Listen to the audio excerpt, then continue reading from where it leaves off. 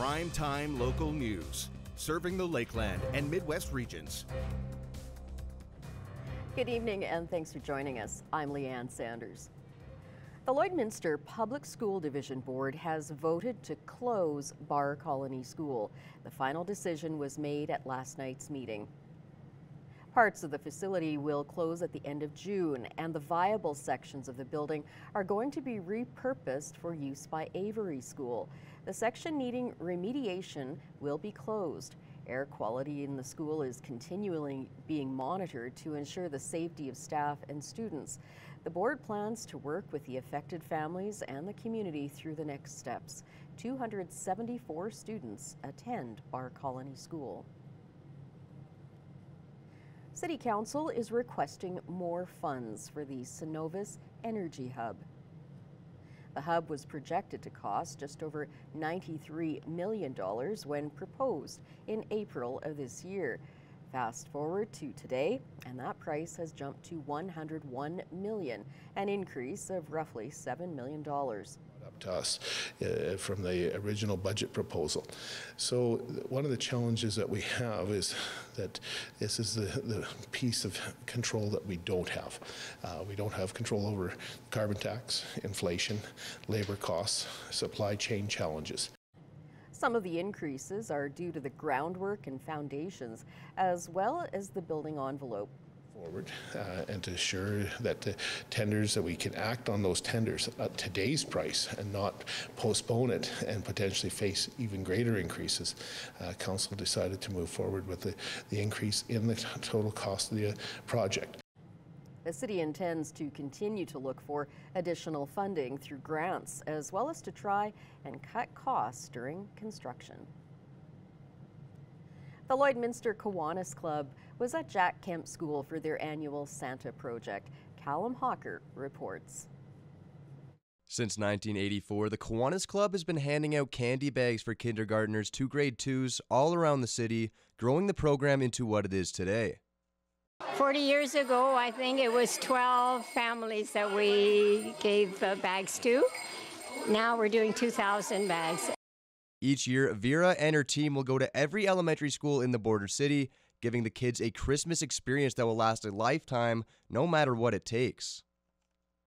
You know, about 3 years ago, a little girl was sitting on Santa's knee, and he asked her what she wanted for Christmas, and she asked for groceries.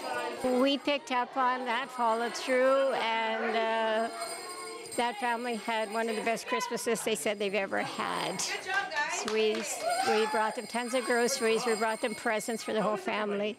At Jack Kemp, students look forward to this event all year round, as not only does it signify winter break is approaching, but gets the kids into a fun holiday spirit. Oh, it's a big deal. First of all, they will hear the jingle bells, and then they'll be excited. They'll know that Santa's in the building. They'll be whispering, oh, Santa's here, Santa's here. Then we get them all lined up. They come down. They sing a song, usually for Santa, jingle bells, Rudolph, stuff like that. And then just the joy on their face when they are able to meet him, get their treat from the Kiwanis group. It's very exciting. The Kiwanis Club will continue this event in the future and bring in holiday cheer for students. Callum Hawker, Primetime Local News. A city-run medical clinic in Cold Lake is making gains. It will have 2 new doctors to serve the community in the new year. I sat down with CL Medical Corporation President Chris Vining to talk about the work that the municipally controlled corporation has been doing. Chris Vining with the CL Medical Group in Cold Lake is joining me today. The group has been up to some big things this year, and I understand that you've got a new set of doctors coming in for the new year. Can you bring me up to date on what's happening? Yeah, so I've been on City Council here in Cold Lake now since 2010, and ever since 2010, every year we do our strategic priority planning. Our healthcare and access to doctors has been number 1, number 2, as long as I've been on council. So it's been an ongoing thing. We've been lobbying a lot with the province and with Alberta Health Services to have a little better access. In the last number of years, we've kind of hit a bit of a real crisis point in terms of primary care and family doctors and stuff. Like our last community census that we did. That was one of the questions we put on our municipal census. And we found at least 40% of the population in town is without access to a family doctor. So we've really been looking at it that way. So one of the places we've gone, like I said, we've done a lot of lobbying with Alberta Health Services over the time, and it's a little bit challenging because we can lobby for doctors for our community and help them out when they come around. But for Alberta Health Services, they are looking both for family doctors for the community, but also for doctors that are going to work at the medical center, at the health center here in town. So you kind of have doctors going in there, they're split between kind of two worlds, right? They have their clinic time where they can do their family practice, but then they also have their time over in working, doing different ER, surgical assists, those kind of things at the hospital. So part of what we were looking at is how can we help with doing more clinic type stuff and kind of seeing if there was a way we could kind of think outside the box a little bit and do a little bit more and help a little bit more with recruiting. So just happened to be that there was an opportunity. There was a clinic in town that a couple of doctors had built and owned in town with a pharmacy attached, and those doctors were preparing to another opportunity to leave town. So we decided as a city to approach them to talk about purchasing that clinic off of them, then creating a municipally controlled corporation, which is what we've done now. So we are now in possession of the clinic, and we started out with 2 doctors in the clinic. We're now up to 4. One of which is a dedicated family practitioner. That's all that particular doctor does. So more access to hours in that sense. And we are now kind of carrying on that recruiting, so that when doctors come to town, that they have come through AHS recruiting, we are now showing them our clinic and our clinic space to help them out, because we are also very tight within the city for clinic space.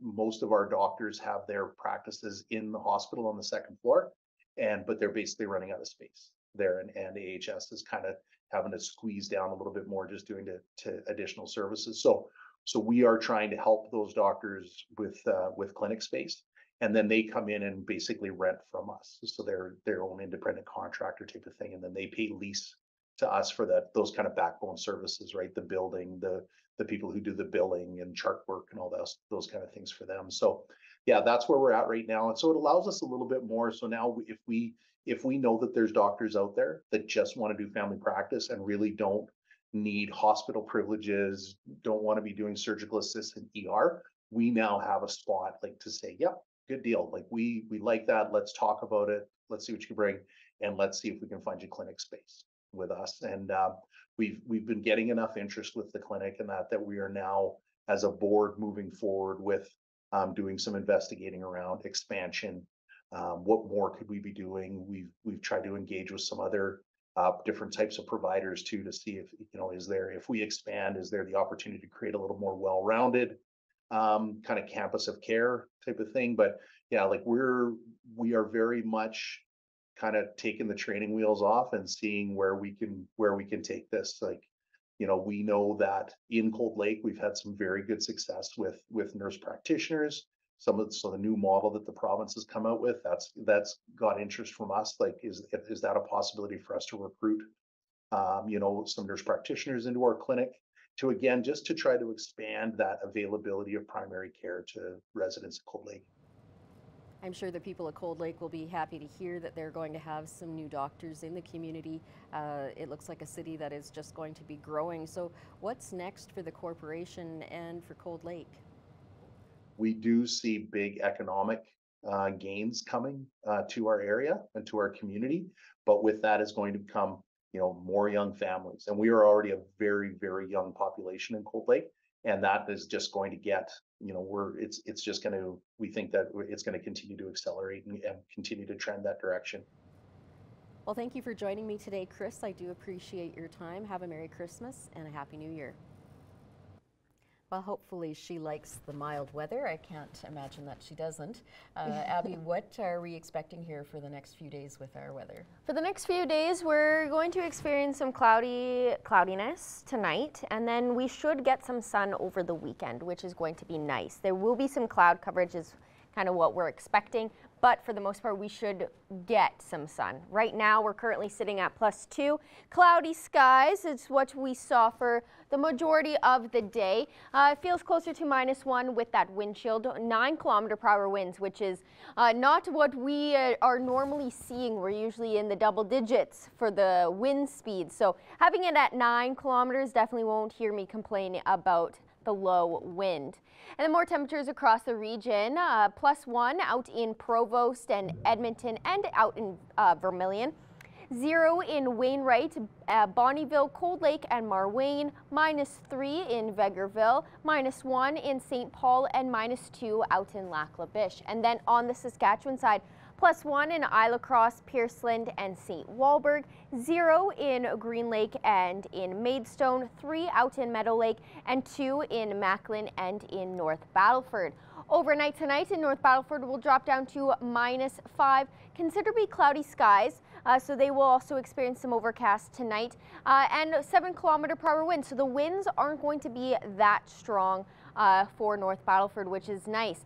And then tomorrow, a high of +4, partially sunny, but the wind will pick up to 17 km/h in the afternoon, but it will be a mostly sunny day with just a little bit of cloud coverage here and there.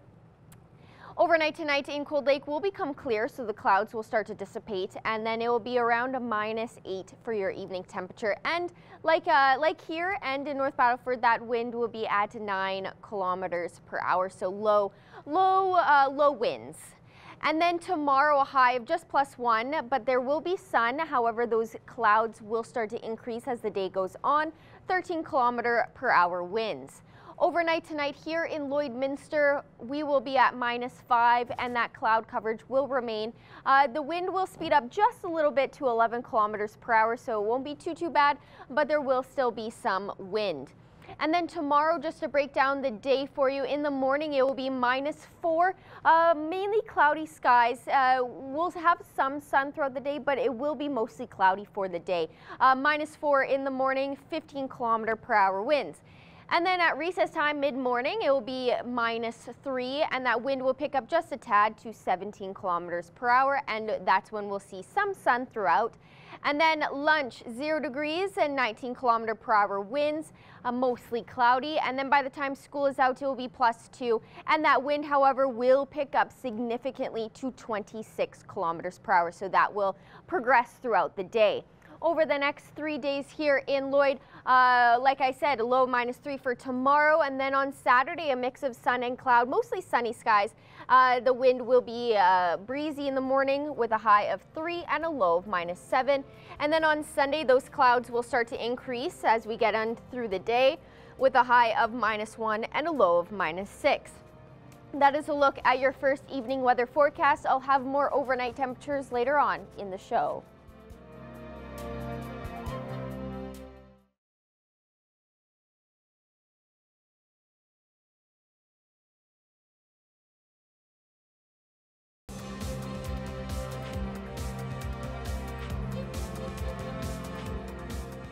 The Lloydminster Green Mile Lancers are finishing up their final 3 games of 2023 this week.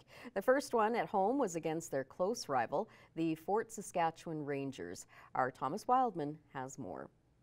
The Lloydminster Lancers were looking to climb the standings with a win over the second-best team in the division, the Fort Saskatchewan Rangers. In their last contest at the Centennial Civic Centre, the Lancers easily routed the Rangers in a 5-2 decision.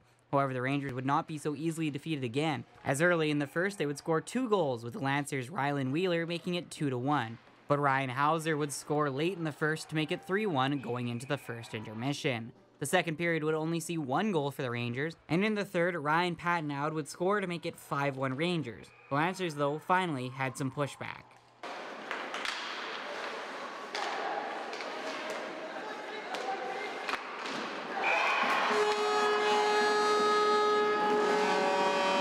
Brady Gamble would get the first power play goal of the game just over 6 minutes into the third, but late penalty trouble and outstanding goaltending by Cohen Tyson, alongside one final goal for the Rangers by Dylan Puck, would give us the final score of 6-2 Rangers. Early on, they got a couple goals. One was a really bad bounce, the other one was off a stick. Put us behind the 8 ball, kind of deflated us a little bit, and I think we just weren't able to recover. Second period, we had plenty of opportunities to get back in it. Power play wasn't really not good shot selection on the power play, and then they got that fourth goal and kind of put us back on our heels again. So it was it was a battle, it was a grind, and we just weren't quite ready to go right from the get-go. This was a milestone game for one Lancer player, as Caden Wildman played his 100th game in the Alberta Elite Hockey League, who has risen through the ranks in his 3 years with the AAA Bobcats, and now the Lancers, and is trying to instill good values in his younger teammates as their captain. Hard work, compete, always hard on pucks, never back down, just keep going and keep going. Wildman's hard work certainly hasn't gone unnoticed by his team and the coaching staff. It's incredible. He shows up, puts his heart and soul on the line every night, and he's a battler. The Lancers will have one more game at home against the Leduc Oil Kings and on the road against the Sherwood Park Kings. Thomas Wildman, Primetime, local news.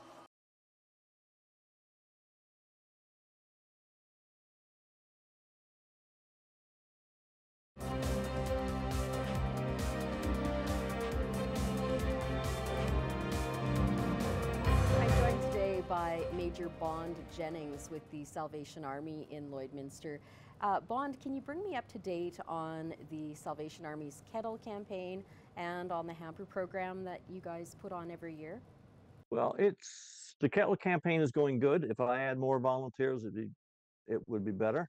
It's been difficult to get volunteers. Some are regular volunteers from years past, but I'm trying to fill up spots, so it's been a bit difficult on occasion. So I'm not getting the income that I would like, but I'm not too far off of what I from last year's. So can you tell me, Bond, what is the goal of the Kettle campaign for this year? The Kettle campaign goal is 80,000, and we got another goal of I think it is 135,000 for the walk-in donations and mail donations. So I understand that it's been a busy week with the hamper program as well. Can you bring me up to date on that one? Well, this is distribution week. We started Monday, having people come to pick up their hampers, and it's going well. We started off, we registered 413. We prepared for 500. But we do have a lot of people that have called in, and Monday is going to be a walk-in day where they will come in and register, and we will basically be giving them their hamper there at that time. If it's a family with children, then we might be scrambling to find the toys, because as you know, the Olive Tree does the toys for our program. So we've gotten the toys from them. Now, the Olive Tree does have some extra toys, but we'll see what we can do before we reach out again. What is the total number of hampers that you're giving out this year? Well, we're figuring that we will be close to 475 with hampers. We prepared for 500, so we got the food piece. If, like I say, if it's children involved, then it's then we got to go, figuring out the toy piece. We've got a few toys on hand, but when you've got a week or so to prepare, you're able to help out that way a bit better for families with children. So, Bond, is there anything that you would like to add that I may not have asked you? well, I mean, if there's people out there that got a few hours to spare, we could still use some help on our kettles over the next week and a half. We've still got some empty spots, so that would be great if we could fill our kettles. That would certainly boost our income through the kettles. So, and again, like I tell everybody I do an interview with, I just want to say a big thank you to the community of Lloydminster, individuals, businesses, organizations, for their support of the Salvation Army's food bank, whether it be by monetary donations or bringing in food items, or by volunteering. This community, in my 38 years of doing this and traveling across the country, this has been a wonderful supporting community of the Salvation Army's work in here. So I just want to say a big thank you wish everyone a Merry Christmas and a Happy New Year. Well, thank you for your time today, and thanks for joining me.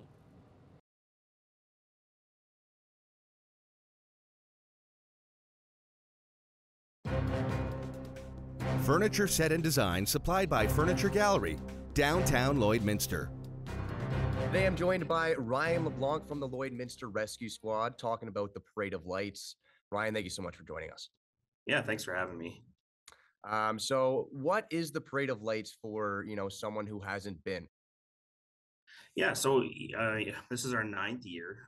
Last year, unfortunately, we had to cancel just due to the cold weather, but this year it's looking really good. We're excited for that. But 9 years ago, we thought of having some kind of an event close to Christmas actually, it was originally designed to go on a back road somewhere, but it's always been downtown Lloydminster, and we've invited local companies and companies surrounding Lloydminster to decorate their vehicles or their equipment and bring it down and parade it downtown Lloyd, and it's been such a well-received event since the start. So it's been a pretty popular event here in Lloydminster. So how many years have you guys been helping out with the Parade of Lights? So this is the 9th. Yeah, I've Ninth. one of the founders for the event. So we've been here since the start. It's been a lot of fun. That's amazing. So when is all this happening as well? Is it a one-time thing for each year, just a one-time annual event? Yeah, so we normally have it the Thursday before Christmas. So this year it's next Thursday, December 21st. It's going to be downtown Lloyd. We're going to start up on 56th Street there on Highway 17. We're going to roll down to 46th Street and over to 49th Avenue and then back north again. So we're excited. I think we're expecting a pretty big turnout just with the forecast. It's looking really good this year. Awesome. And is there any route changes in the parade path this season? No, it's the same as other years. Like I said, we're starting up on 56, so coming down Highway 17, and we'll have the road shut down about 6:45 that evening, and then people, once the parade goes through, then we'll be open everything back up. Awesome. And what about any post parade activities? Is there any event going on post parade? If people want to come down, some of the displays go back to the exhibition. They go there, and people can come look at them if they'd like. Some of them leave right away, so it's if you want to come down and look at the displays afterwards, that's fine. Otherwise, no, we set everybody off and the night. So Awesome. And what's your favorite part about the Parade of Lights? you know what, just seeing all the people the happiness that's around our community, and how much joy something like that brings to the kids and stuff around our community is just, it's awesome to see when you're going around the road.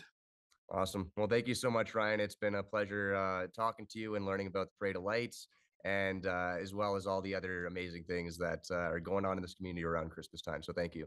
Perfect. Thank you so much. Well, we may not have any snow, but this giant panda is having a great time in the first snowfall of the winter at the Beijing Zoo. As China's capital deals with a severe cold snap, it was -18. This panda was at least making the best of things, rolling around playfully in the snow. So cute. I think pandas, they don't do much, but they're adorable to watch.